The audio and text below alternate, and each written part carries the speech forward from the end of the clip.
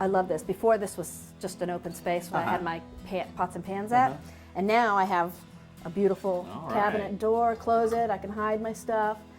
People don't come in and see my pans. I know you had a real problem in your original kitchen. You had like this dead space back there that you could never get to. Exactly, I had a blind space, blind corner, and now I have I guess you'd call it a half lazy Susan. Oh yeah. That you can, it twirls up, brings me everything that's in the back forward. Oh, that's cool. And actually the bottom one turns, but it also comes out. Oh, no, I don't know if I've ever seen that. So I literally get everything in the back.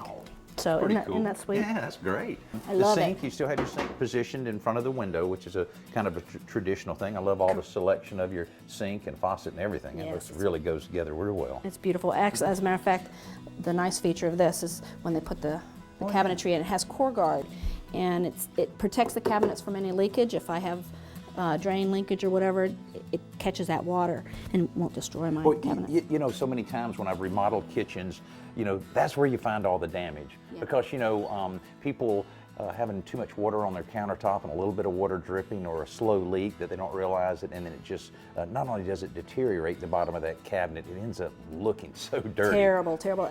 Well, probably the most dramatic thing is you have so much space here now because, you know, when we first came here, I remember there was that wall somewhere right in here. Yep, right about here where the transition is on the floor. Yeah. You can see it went all the way across, and a door was right here. So, boy, opening that up and then being able to have so much more countertop space, so much more cabinetries, I'll bet a lot of things happen around this little area. everything happens around us. Well, I tell you, everything turned out great, and I hope you're really happy with it. I'm ecstatic, more than ecstatic. Words can't even describe how I feel about this. So I'm truly blessed, really.